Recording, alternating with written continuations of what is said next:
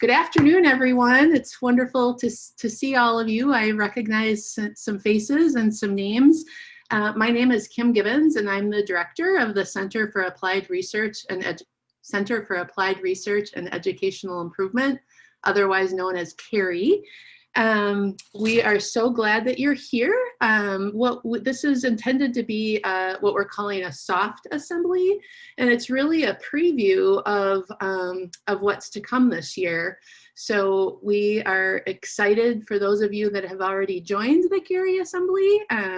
This will be a good preview for you, and for those of you that are not members, we hope that after this hour you will consider joining our group. We are a group of educators that really focus on evidence-based practices, how to scale up the research into applied settings, tips, pointers, resources, all of that good stuff.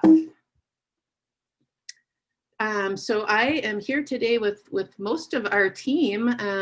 You're going to be hearing quite a bit from Dr. Clay Cook, who has just recently joined CAREI as the Associate Director of Innovation and Research, and I'll tell you a little bit more about him when I introduce him. Delia Kundan is our Associate Director of Evaluation, and then we just have a fabulous team of, we call them research associates, but really these are all people that have a ton of experience working in schools and are just committed to really wanting to partner with districts and help improve outcomes for kids through applying evidence-based practices. So our outcomes for the next hour is, we just want to give you a brief introduction to CAREI.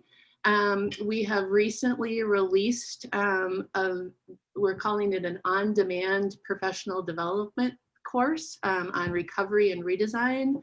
And if you are a member of the District Assembly, that's free, and you can have all of your staff watch it. There's six modules that are about 30 minutes a piece, and PLC notes that go along with it. And we'll also share some of our other resources with you as well, which will be a really good reminder for those of you that are already Assembly members. We have really compiled quite a big list of tools and resources over the last 5 years. So you might find some oldies but goodies that you forgot about. And then we have a link to resources for all the things that we'll be talking about today. So our mission at CAREI is pretty simple. It's to improve the quality of education for all learners and thereby society as a whole. And what we do is we partner with districts and really work together to stay up to date on evidence-based practices.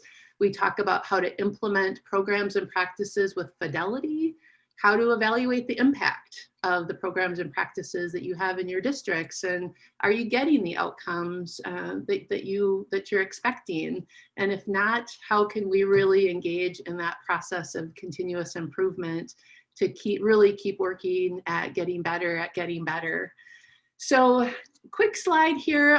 Our vision is to be the premier network hub that builds educators' database decision-making capacity through high quality technical assistance, professional learning, and program evaluation in education. So we've got a number of kind of different ways that we do that. One is through the CAREI Assembly, which is what we're talking about today. We talk a lot about research to practice. We develop tools and resources that our members are prioritizing. It's a way to network, identify needs, and then Dan, who's on here with us, does a monthly Research Watch newsletter where we identify just a few, 5 or 6 articles per month that we think would be of high interest and value to practicing educators. The second bucket of activities that we do is professional learning. So we do a lot of work around MTSS, data teams, database decision-making, problem of practice groups. We like to get school partners together that are all trying to solve similar problems of practice. And then we facilitate this network to really learn about the root causes of the problems that we're experiencing, and then test out strategies for trying to move the dial. As I said, we have one on-demand video course available now. We're working on more, and CAREI really brings a strength to CAREI around the area of social emotional learning. Technical assistance. So we provide, I think at a pretty economical value, virtual or online coaching for implementing various frameworks and initiatives, implementation planning, data analysis, survey development. And then finally, in the area of program evaluation, we do a fair amount of implementation reviews where we can come out to your district and evaluate your implementation of things like MTSS. We've done a fair amount of special education reviews where we really look to see the alignment between district practices and best practice research. We can do needs assessments, summative, informative evaluation, as well as strategic planning and prioritization of results. So this is a handout that's in your packet. This just lists all of the member benefits that come with the CAREI Assembly and the enrollment fee. Our first Assembly member meeting is October 28th. They're 3 hours, 9 to 12, all virtual this year because of COVID, but we're gonna use a lot of tools and strategies to allow you to still interact with each other in that virtual environment. So you can check out the full agenda at that link. And I think that later on in the presentation, we're really going to talk a little bit more about these on-demand PD courses around recovery and redesign. These are the video modules that you get for free, being a CAREI District Assembly member. If you don't want to be an Assembly member, but you want the modules, we also have them for sale, but it's much more economical to just join the CAREI Assembly. And then we have on our website a members only portal. So there's a password that you get, and once you get that password, you have access to everything we've done in the last 5 years, all assembly meetings, video recordings, tools, and resources. So there's just a little bit of a snapshot of some of the topics that we've had in previous years. We tend to survey our members right away and find out what topics are most pressing on people's minds, and then we organize our assembly to cover those topics. So, oh, I'm sorry, I got ahead of myself, Dan. Apologize for that. It is time for me. Yeah, sorry. It is time for me, though, to introduce Dr. Clay Cook, and he is really our featured speaker for our soft assembly meeting today. And we are so glad that he's with us. So Clay is currently the John and Nancy Payton Endowed Chair in Child and Assessment Wellbeing. He has extensive research and practical experience involving implementation of the MTSS framework to promote students' social, emotional, and behavioral well-being, development, and functioning. He co-founded the School Mental Health Assessment, Research and Training, otherwise known as SMART Center at the University of Washington, and is the Associate Director of Innovation and Outreach at CAREI.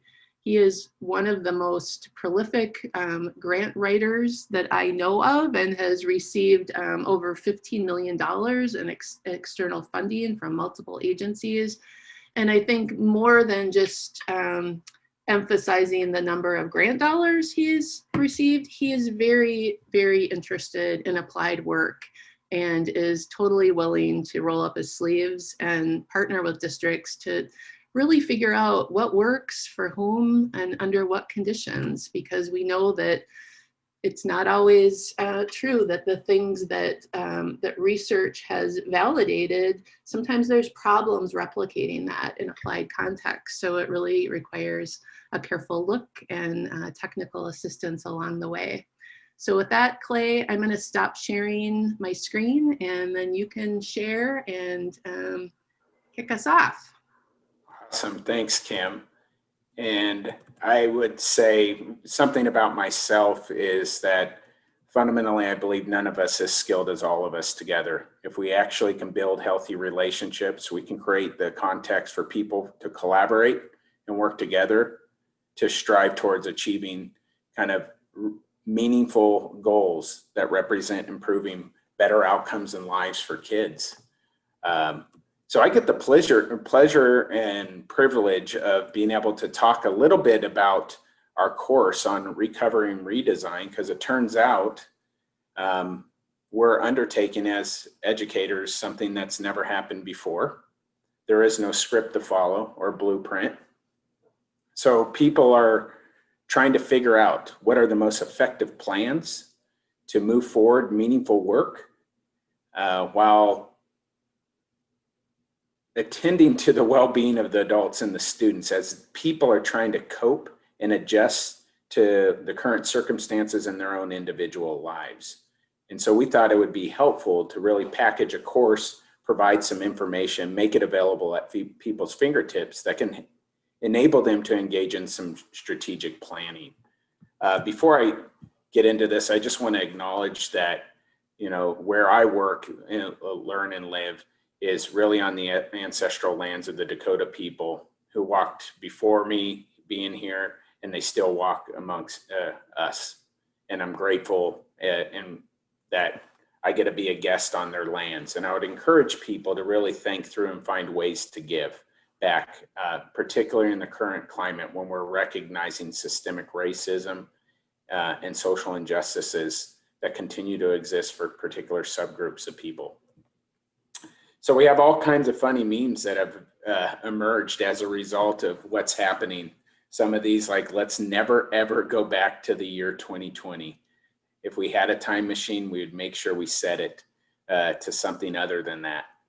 Many people are trying to figure out how do we make distance learning, and this is on both sides of the educational table, whether it's families and kids or educators who are really figuring out how to leverage that system to create high quality learning experiences and make sure that all kids are being included and able to access learning. So before I get into this, I was hoping people in the chat function can, instead of focusing on what's going wrong, I was hoping that we could just share in dialogue as a community what's going right in your school system. So if you can reflect on the things that have kind of unfolded up to this point in the year, what could you label as going right in your school system? Because it's so easy to critique and identify what's going wrong, but what seems to be working or going well? One is, I'm pleased with our students rising to the challenges of wearing masks and social distancing, which I think we can all sympathize with. Teachers have stepped up to provide great experience for students with all the challenges thrown at them. Students are in the buildings and our hybrid plan is working. That's extremely encouraging. Collaboration is high. First few weeks of this year have focused on building relationships with students and families. Educators finding ways to make it work with learners at their center. A lot of highlighting of the family, community, and school partnering, which is often not immediately in the front of people's minds when they think about the MTSS framework, but a meaningful component, certainly.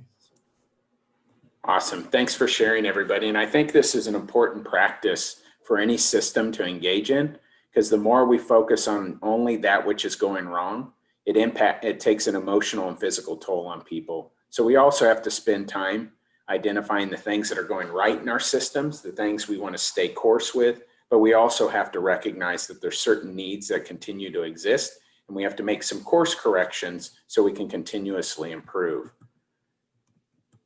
So there's all kinds of names that have been given. We've chose recovery and redesign, but some people are calling it relaunching, reimagining, reopening, returning. All this conveys something different about this academic year, in terms such as unprecedented are often used to describe that this isn't a normal year. What we're doing is something that we don't have that playbook to pull out and follow.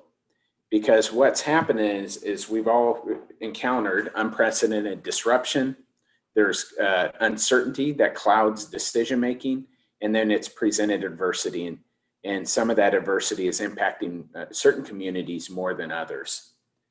So we decided as a group to really think about how, given all the uncertainty and unknowns about what lies ahead, how do we enable systems to really start to take certainty into their own hands by creating their own certainty? So if you really start to look at what staff need and what students need, there's certain things we can be certain about. For example, staff will always need protected time to plan, reflect, and continuously improve, to engage in substantively any prioritized area of work. Now, if staff aren't provided with protected time to plan, reflect, collaborate with one another to continuously improve, they're going to struggle to achieve something of interest. Staff need to be socially and emotionally well themselves. We know that what's happened has taken a toll on people's sense of vitality and energy. Many people are reporting being fatigued. Some are reporting heightened levels of stress and burnout. Staff need to feel like valued, respected members of the place. The ultimate engagement strategy is whether people feel like a valued, respected member of a place. There can be strategic plans that are built around all these certainties. Now, at the student level, we recognize the importance of students maintaining healthy connections with their teachers, because if they don't have healthy connections with their teachers, what would motivate them and want them to engage in the learning process?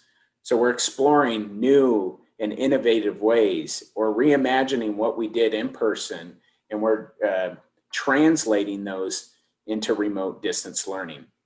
We know that students need to be supported to be emotionally well, to be able to cope and maintain some type of hope and well-being in the face of all the circumstances they're confronted with.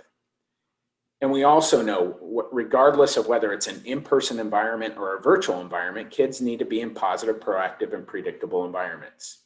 How kids are doing, whether they're able to regulate themselves, is more a byproduct of the environment, whether it's a virtual environment or a physical environment, than it is their own skills and individual attributes.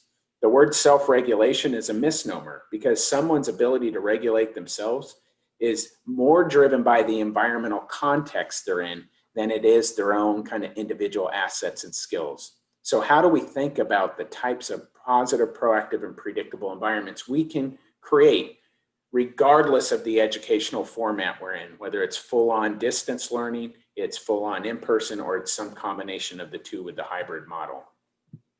So there are some facts to learn when we start to look at kids' needs.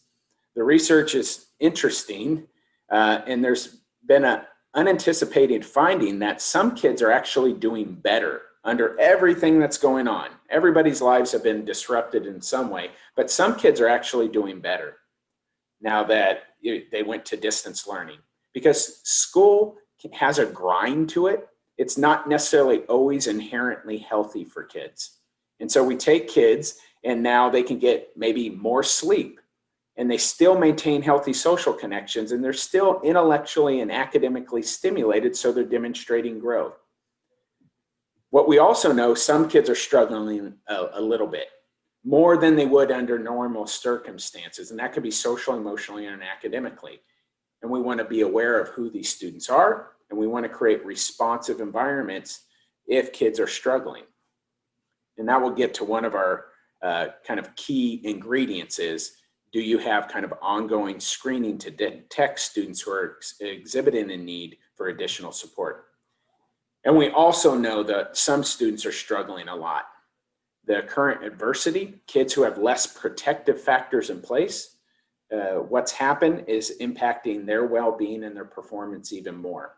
And often the kids who were struggling before COVID happened are the same kids who are struggling now, but they're struggling at higher levels, given everything that we could probably talk about for the rest of today. When we think about like schools and programming, everything boils down to priorities. And the definition of a priority is a thing that's regarded as more important than another thing. Schools are faced with tremendous pressure to do so many things. And ultimately, it's leaders who collaborate together to identify a vital subset of priorities, because the priorities have implications for what people will be expected to do. Now, in the face of everything going on, the systems have to really engage in a process to determine a vital subset of priorities that make the work that we put on people's plates reasonable, manageable, and ambitious. Because priorities ultimately determine a few things. When you set a priority, it's going to determine what people are going to focus on and talk about. It will determine what people will ultimately feel some degree of expectations to do. It will determine what people spend their time doing with regard to planning, and ultimately what resources they can expect to be made available to them to use. So when we engage in priority setting process, it's really important because it ultimately determines everything. Determines what people are going to talk about, spend time, plan, fill expectations, and ultimately what we're going to provide resources for people to do. Now, many systems, when we go across, I have the luxury of going across multiple states or spending time with school systems across multiple states. And in some contexts, there's too many priorities without protected time for people to do the work. They don't have time to reflect, collaborate with others, or plan.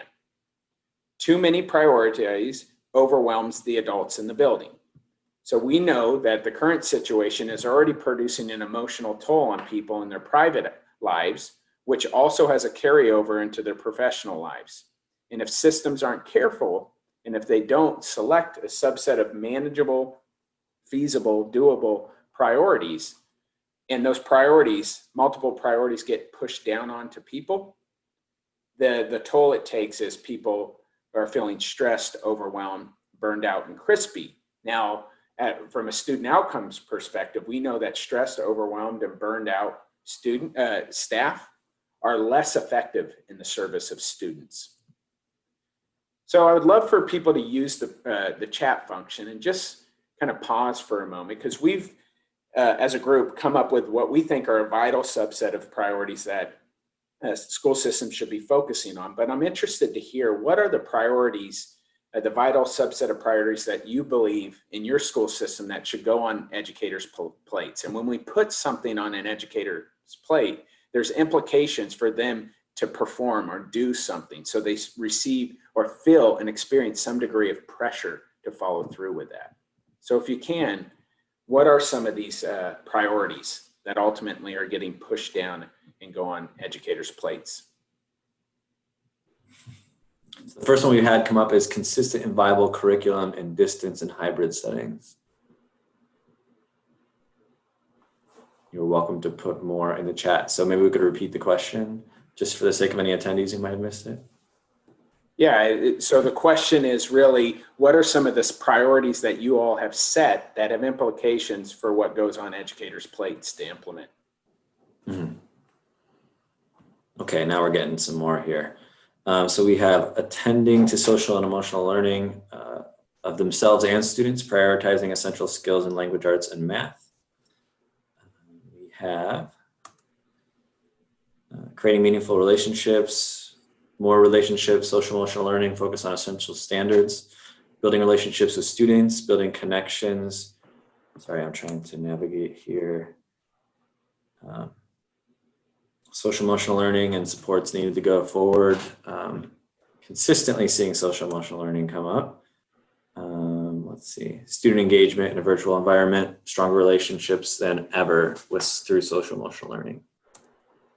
Awesome. And so there's system leaders, hopefully in collaboration with informal leaders and community members, are engaging in a process to set the priorities. And if we don't set priorities, people feel pressure to do everything. And when people feel pressure to do everything, it takes a toll. This is one of the quotes that I think is really important under any circumstance for educators to embrace is, when we recognize students have needs, we have to then explore in the environment what might be missing that students need from us that we have control over to implement.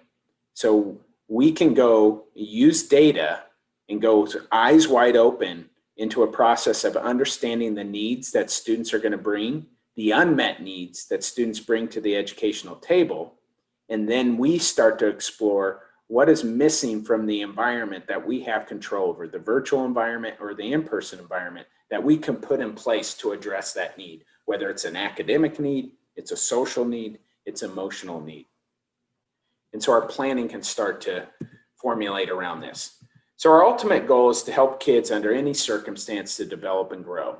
Now, for kids to develop and grow, they need to perform well. Now, to perform well, kids need to be well. Now, to be well means you're socially well. And we can start to understand this. This is true of adults too. To be well means you're socially well. Socially well means you feel a strong sense of belonging. You feel like a valued, respected member of that place. That's true of virtual or in-person environments. Physically well is a part of us being well to the extent that you're dealing with something, some type of physical ailment, and it's impacting your energy and your vitality. It impacts ultimately your motivation to engage, and that can undermine development and growth. And then we know that to be well means to be emotionally well, that you're not under distress, you're actually in a state of well-being, positive well-being, and that it allows people to plug in and perform better. And when people perform better, what we know is we get development and growth. So throughout all this, this is a model that from child development and psychology, we often find that many educators have never received substantive training to understand child development, what enables the kids' healthy development and growth over time. What are those enablers that need to be in place? And we know kids' well-being. And when we start to dissect their well-being, we can start to look at things we have control over as educators to help kids be well so they can perform well and develop and grow over time. So there is a recipe. If we thought about it as a baking recipe, what can we do? What are the ingredients we need to put together in order to achieve the types of outcomes we want? And I want to take us through kind of this metaphor. First of all, a recipe is really a set of guidelines and instructions about how to combine ingredients together to produce an outcome. We can look at this year as a set of guidelines and instructions for the adults to help them understand the things that are under their control, that if they are able to put them into effect, it can achieve certain types of meaningful outcomes of interest. And so recipes are an outcomes-driven process. So the outcome is what we want to achieve as a result of what we do. This is really important for people to first start with the outcomes in mind and then think strategically, what are the things we're going to support the adults to do to achieve those outcomes? So I'd love for people to chat. Like if you were thinking about the outcomes, the measurable qualities that would provide a signal that your work is producing the desired effect, what are some of the important student level outcomes you're trying to achieve this year as a result of what you're asking the adults to do in your school system? So think about some of the outcomes, and the outcomes should be measurable, monitorable, so we can get feedback as a system as to whether we're attaining that. And if not, we can make adjustments and improvements so we can continuously strive to achieve and attain those outcomes. So if you can, in the chat function, list some of the outcomes that you all are interested in achieving as a result of what you're doing, asking people to do this year, asking, supporting, and collaborating with people to do. One of the pieces of information we got after a statewide assessment of educators across Minnesota were people's concerns about their relationship standing with kids and whether kids would feel like they belong given distance learning, and concerned about their ability to maintain those kind of healthy social connections. So one outcome that would be consistent with that is, let's measure the degree to which students in our system feel like they belong, because the efforts we engage in are targeting achieving that outcome. And so we can measure it, it will give us feedback. Now the goal is to continuously improve to attain that outcome for each and every kid in our school system. Dr. Roper has shared her top 4, which is inclusivity, engagement, achievement, and growth.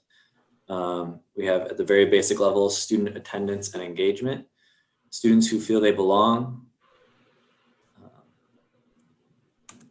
Belonging is a process metric, which is a question. Oh, that might have been posed internally. That's what we have so far.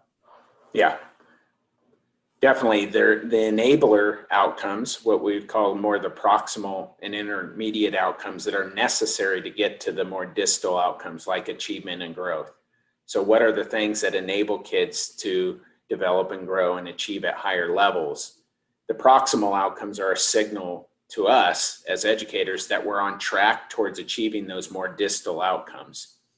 When we think about really designing our outcome monitoring system to really give us feedback about whether we're producing an effect that's going to produce a longer term effect. Some of our achievement indicators are slower to move because they're responsive to the enablers. So an ingredient really is a component or part of a recipe that combines with other ingredients to produce an outcome. No ingredient alone is going to accomplish what we want. So some of you have seen this before, but this gives us an idea that no single ingredient gets the outcome we want. The child will not stop insisting on tasting this. I keep telling him it's going to be gross, but he does not want to listen. So I'm going to let him find out for himself.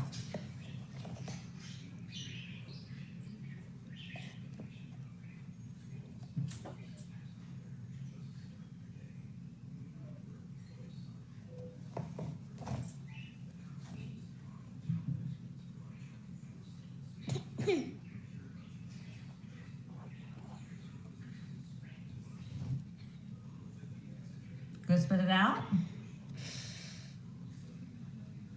Come on, go to the sink. So unfortunately, what we see is like this child who's expecting a certain outcome, maybe a yummy brownie, but goes all in on cocoa, you're not going to get the outcome that you want. Many of the outcomes that we're interested in are multiply determined. And so we have to think about going beyond single ingredient approaches alone and really think about the multiple necessary ingredients that enable us to achieve the outcomes we want for kids. And so when we start to think through a recipe approach, we start to really identify the core ingredients. I like to think about the ingredients become our priorities. Prioritized areas of work need protected time for people to reflect, collaborate, and plan. And we have to protect that time throughout the year so you can actually create a continuous improvement process.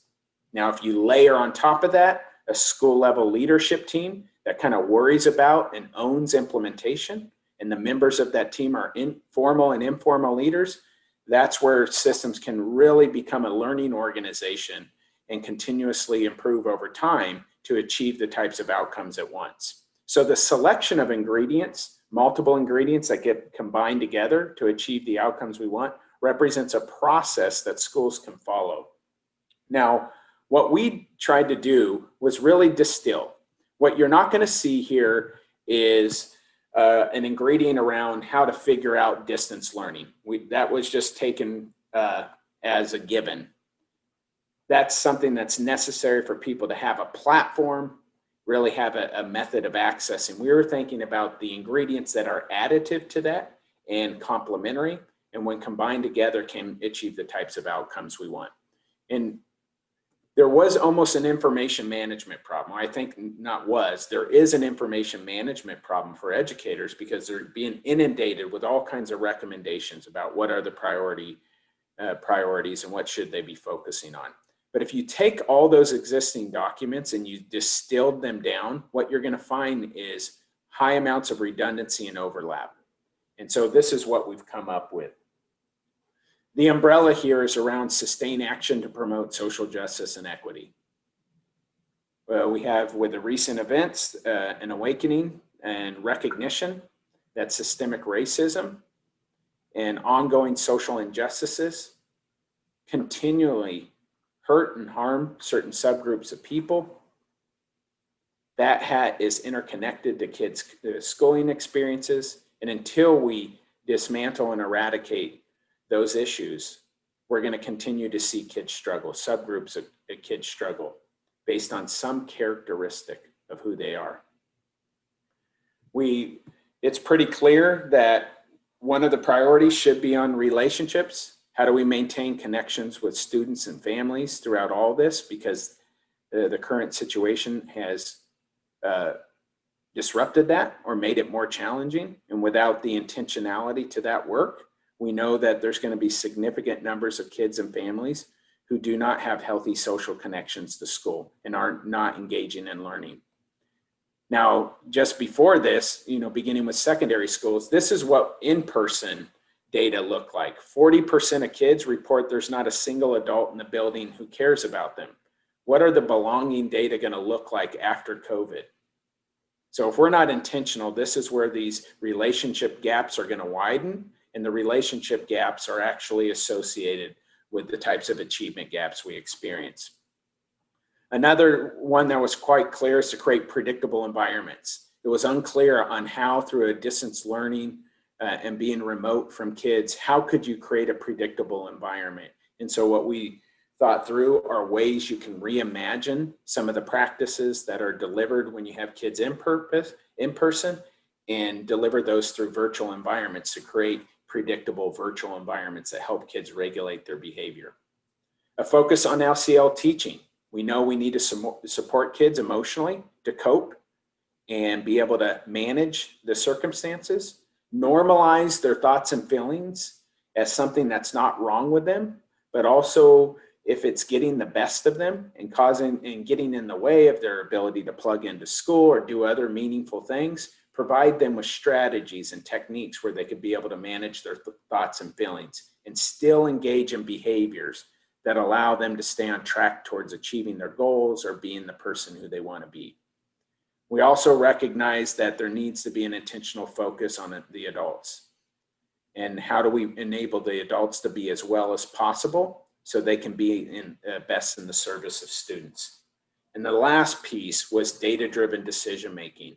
To enable equity to happen, it becomes a data-driven process where we disaggregate data. We identify particular subgroups our plans aren't working for. We make course corrections to those plans to make sure that the plan's working for those who need it the most. So I'm curious to hear what people think when you think about this idea of an ingredient, an essential component to an overall recipe that enables a system to achieve the outcomes it wants for kids. What are some of the ingredients that come to mind that maybe don't fit in this model, but should be considered? An ingredient, again, as a definition, would be an essential component that when combined with other ingredients increases the likelihood of us achieving the outcomes we want. Everything we do in education is probabilistic, meaning that there's a probability that we can get that outcome. And that outcome is the reason why we get up out of bed in the morning and go to work. It's what motivates us. Now, most of us want to increase the probability of us being able to achieve those outcomes. So when we think about an ingredient, it increases the probability, but it alone would have kind of a lower probability than if you combined it with other ingredients. So what comes to mind as essential ingredients that maybe go above and beyond what we have here? Because this is by no means exhaustive or the only ingredients to entertain. So we have basic needs. Students are fed and have a safe space to live. We also have motivation, meaning whatever we do now has to provide some level of relevance to our students. Relevance. Yeah. Time for staff to engage in professional development and teaming together. Those are the implementation supports. We usually think about systems, data, and practices. The systems are the things we put in place to support the adults to be able to put in place the practices. The practices are what kids receive. So we have to put in systems that enable the adults to put in place the core essential practices that are what ultimately kids get and benefit from. And then the data is what informs and communicates back to us how well we're doing, or helps us define what the problem is, so then we can start to analyze why it's existing, so we can formulate ideas about what practices need to get in place. And then we think about the systems of support that enable the adults to do the work. So what are the student-facing practices? What are the adult-facing supports that we have to put together into a coherent, comprehensive plan, or else our plans don't get implemented well. And if our plans aren't implemented well, kids ultimately don't receive and can't benefit from things that they don't get. So I want to give you just a little bit, as I wrap up here, some of the ideas of the content in some of the modules. So these are the modules. We have modules for each one of these ingredients, including our umbrella, to really bring an intentional focus to sustain action to promote social justice and equity. Because no action doesn't mean, no action is an action to continue systemic racism. Systems that don't have part of their plan to try to disrupt and dismantle systemic racism that exists in their systems that are hurting and harming kids and families is essentially an act that supports the continuation of inequities. And so we look at this as an umbrella. This type of work doesn't live off to its side. None of this work, it's all integrated, but really everything should fall under a social justice and equity lens. If we look at our data, we have data indicating a lot of kids are doing quite well, and they're developing and growing, and they're doing well by all data metrics. We have kids, some kids are struggling a little bit, and we have some kids who are struggling a ton. The question is, who are you designing your plan to work for? And what types of environmental supports, how do we allocate time and resources to make that go away? Now, many schools are recognized as they're embedded in a socio-political context. Some school systems have where they have polarization in their community, and they're in the middle. This requires schools to really develop methods of effectively communicating the reasons why they're doing what they're doing, that to address issues of systemic racism and social injustices is not politics. It's using real data indicating people who have needs and for whom the current school system is not working for, and articulating the plans that they're putting in place to enable kids who have the most needs to be able to benefit from their current school situations. Because doing nothing, like I mentioned, is an act that continues to support and sustain status quo. So in the module, there's different topics covered about learning about key terms, history, recent events, and actions that relate to acknowledging and addressing issues of racism in the classroom. So providing people with language and tools that they could use to have conversations with students to recognize what's happened, so they feel a sense of belonging, they feel cared for, and they know, they hear from others that what's happening isn't right. Increase people's own self-awareness of their own culture and their own biases that they bring to their practice. And really encouraging, the module is about encouraging people to go beyond good intentions to sustain action, to actually start to really dismantle inequities in your school. And that is a data-driven continuous improvement process.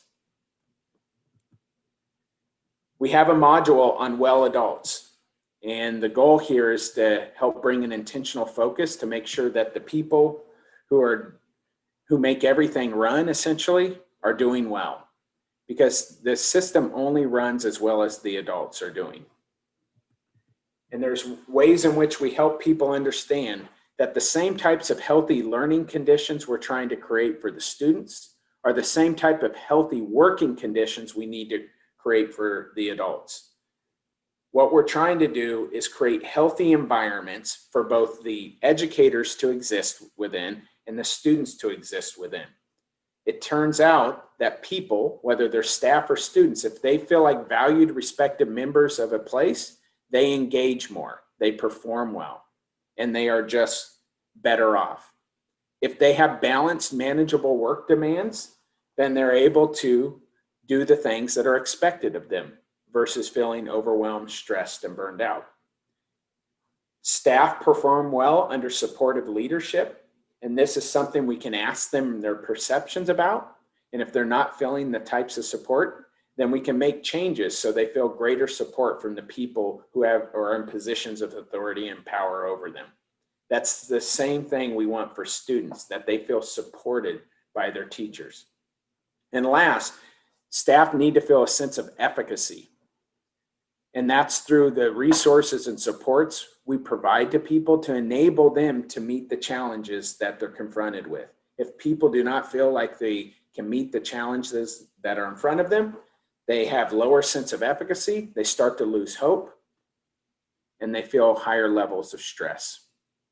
And that's true of students in a classroom. Students need to have the resources and supports that enable them to meet the high expectations that we create for them.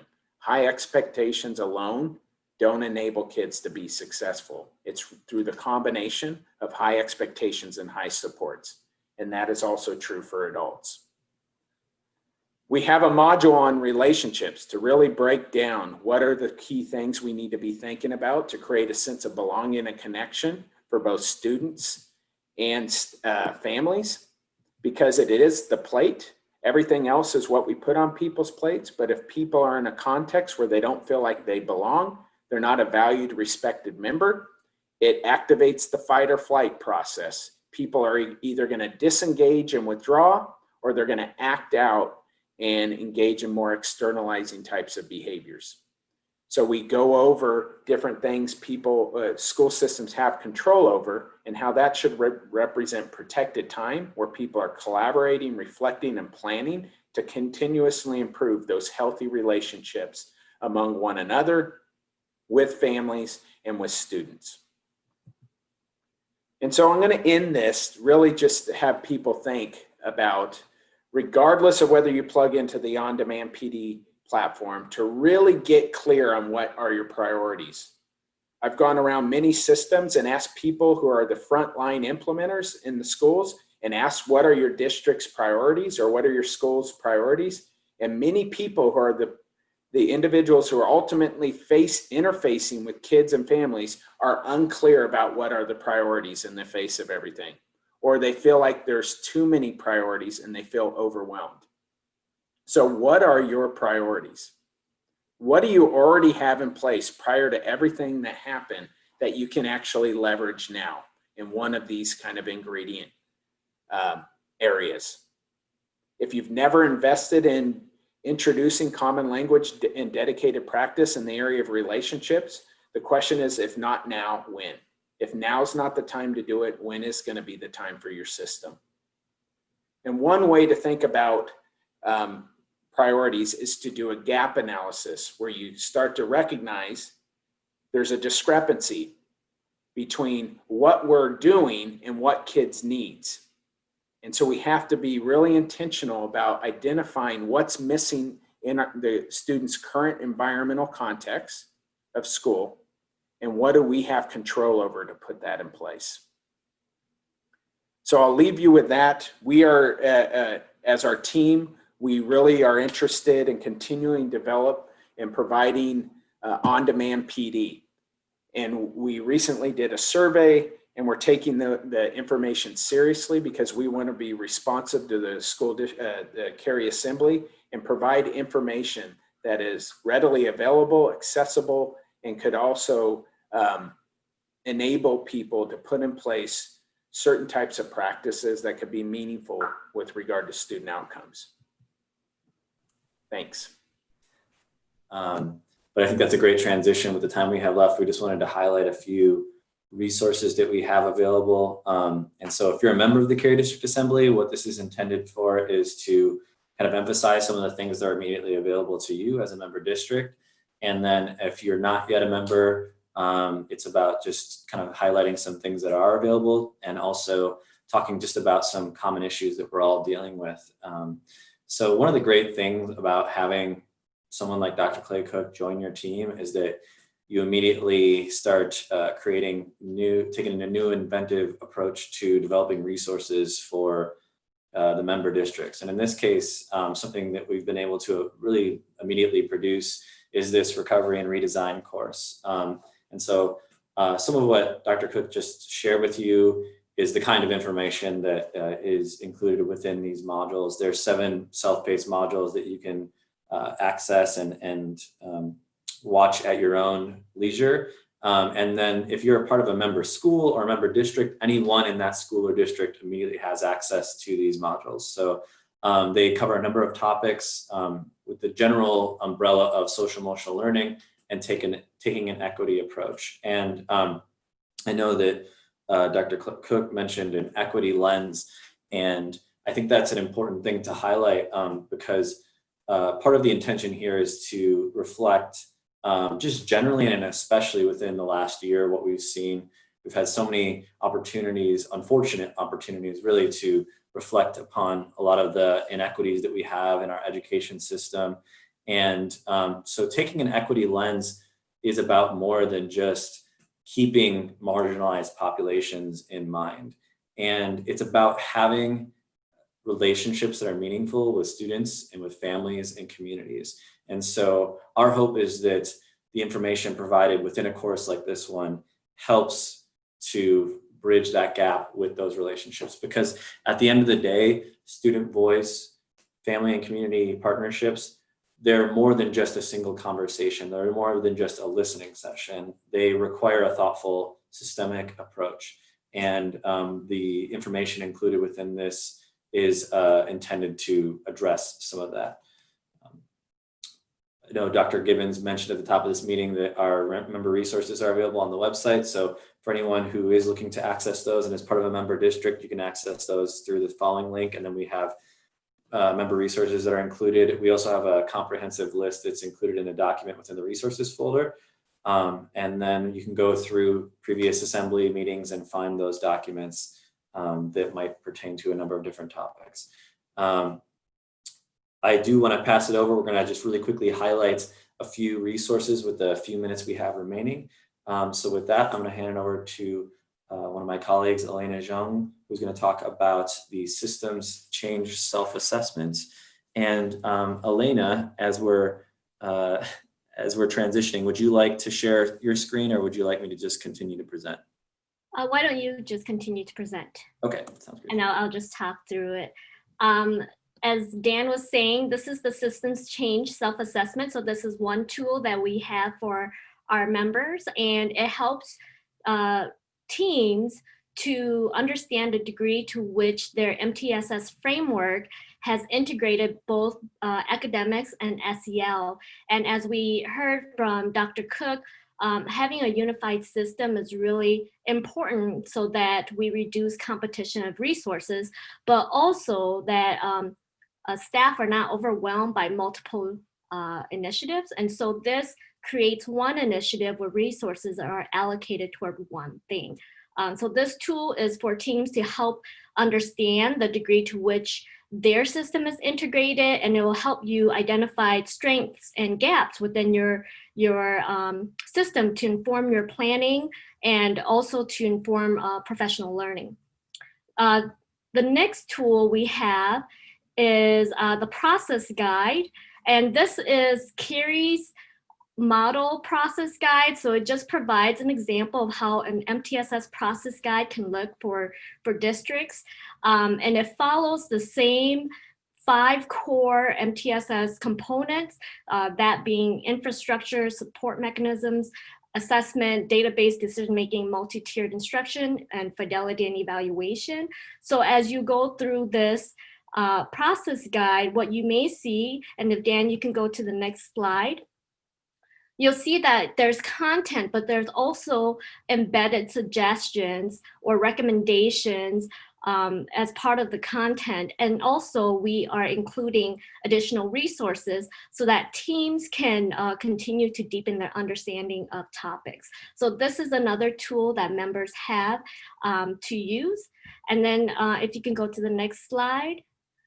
What we are also offering in January, starting in January, is we're going to provide a technical assistant training or professional learning opportunity. And it's really a step-by-step guide on helping teams develop a process guide. It'll be 6 sessions at 2 hours each. If you're interested in this, you can reach out to me. My email is right there, Elena Xiong, or reach out to Tyler McDonald, and we can provide you the registration information on this. But again, it's going to be another professional learning opportunity for teams to come out with a product that they can use in their district that outlines how they will be implementing MTSS. So I'll hand it over to Nicole. I think she's got the next resource. Yes, thanks, Elena.